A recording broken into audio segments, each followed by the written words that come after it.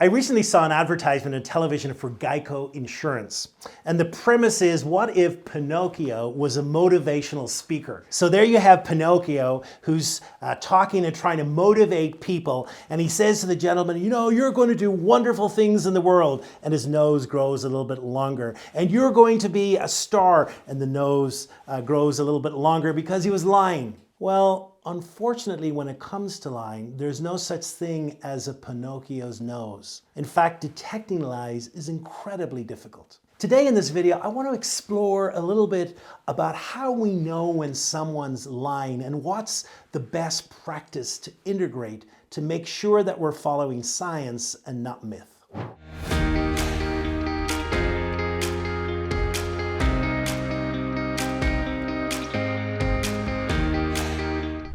There's been a lot of research done on lie detection, and here's one of the interesting facts. That when it comes to lie detection, most people are 50-50. So it's just as good for you to flick a coin and see what comes up as it is to really try and guess if they have truth or lying. But there are certain scientific methods we can use that can increase that potential.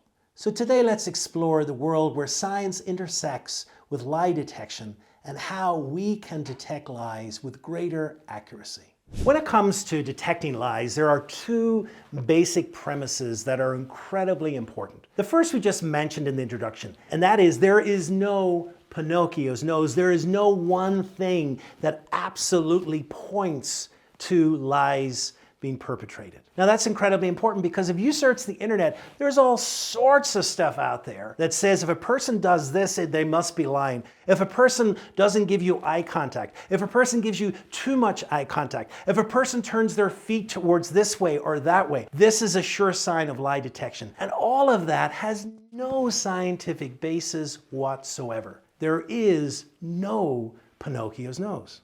The second thing is that we also have to adopt a hypothesis-based approach to lie detection. And that is we have to take in all sorts of data and we have to analyze that data and measure that data and then make certain hypotheses about what that data is saying. So let's explore what are the 5 different areas of data and then potentially what might it look like if it's pointing towards a person telling the truth and telling lies. There are 5 channels of information, of data that come to us when we're in conversation with another person. And it's that data that we're going to use to determine if a person is telling the truth or perhaps that they're lying. So let's go through all 5 areas of data. The first is facial expressions. Now, we know that there are 42 sets of muscles in the face and they can give off 10,000 different configurations. And what we found through research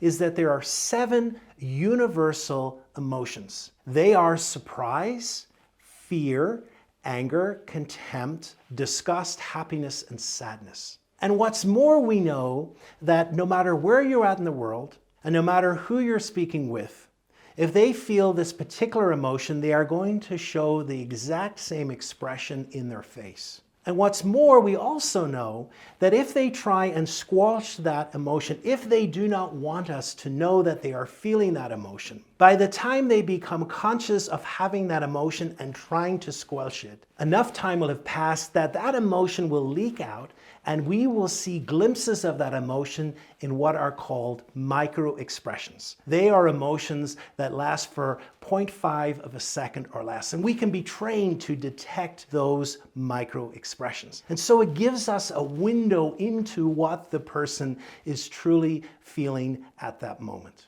The second area is body language. Now, when you search the internet and you try and get for signs of what is a sign of a person lying, very often what they're pointing to is body language, and yet body language is actually not very accurate at times. It is very culturally determined. And so therefore, what means one thing in one country can mean one thing in another country. Eye contact can mean one thing in one culture. For example, in the Western world, we normally give eye contact 60% of the time, and yet we know in other cultures like the Far East, that percentage is much less. And if we don't know those cultural differences, we can begin to make errors. But what's important when it comes to body language is to see changes in the body language. To see if a person is using a particular gesture, or perhaps their gestures have become more fluent, or they've stopped making gestures, and that becomes incredibly important.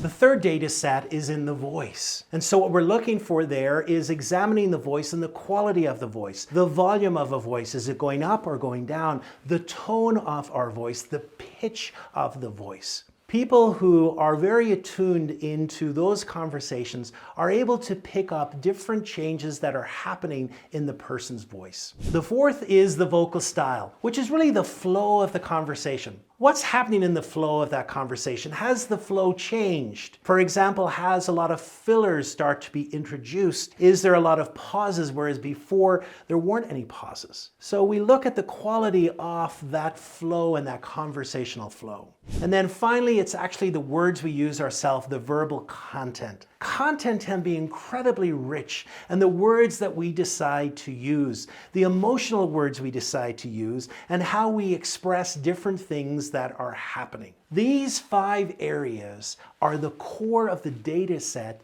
that we are going to determine if a person is telling the truth or if they're lying. So now that we know the 5 data sets, let's ask this question: what does the truth look like? Well, what the truth normally looks like is that a person is very spontaneous in the moment. You normally see consistency, and that's a consistency among the 5 channels. So that when a person is expressing a happy idea, you might see a smile in their face, and you might see body language that indicates happiness. Or if a person is talking about anger, you might see an expression of anger in their face, and their body language or their voice, their pitch of their voice might change. There's a consistency in all of that, and so therefore that leads us to believe that a person is telling the truth. And now let's move to lies. And you see, lying is incredibly difficult. Why is lying difficult? Because lying creates an emotional and a cognitive load upon us that makes it difficult to follow through with the lies that we have initiated. Now, what do I mean by that? Well, just say you're asked a question, where would you at lunch? And you're trying to lie. You're trying to say that you went to one place, but really you went somewhere else. And so you answer by telling lies. You say, well, here I went to this restaurant, forgetting to include the fact that you might have gone to a hotel for a secret liaison with someone else. And so once you have introduced that, now you cognitively have to hold that, and throughout the conversation, as more things are being said, you now have to fit this in the sequence of events. And that's an incredibly difficult thing to do. Emotionally, it can be very taxing as well, because we all have thoughts about our emotions and about the lies that we're having. So say you are talking to a loved one or to a person in authority, and you feel shame or guilt about lying. All of that is going to impact your ability to lie in the moment. So where is that expressed? How can we get to the core that perhaps someone is lying? What you're going to see is a lack of consistency in the 5 different data sets. All of a sudden, you're going to see an incongruency between one and the other. You might say the person saying one thing, but you noticing a micro expression of a different emotion or body language that indicates otherwise. And all of that is a change in the baseline. So at the beginning of a conversation, it's always good to measure the baseline. How are they acting? What is their body language? How much facial expression do they have? What does their voice sound like? What's the flow of their conversation? And as they go through the conversation, and perhaps things come up which you get suspicious about, one of the things that we begin to see is a change in that baseline and an inconsistency in those 5 data sets. That's really at the heart of great scientific lie detection. There just is no quick fix. There's no one thing we can point to. Yes, the internet is full of different things about do this or do that, and it's a signal for lie, but in reality, it's a lot more challenging and takes a lot of practice. If this is a topic that really fascinates you, then, like I said, it takes a lot more in-depth training. One of the courses that I offer is a 3-day training which really takes a deep dive into the science of lie detection and assessing credibility. It's called Evaluating Truthfulness and Credibility. And if you go to the link below, microexpressionscourse.com, you'll be able to see when it's next offered in your area.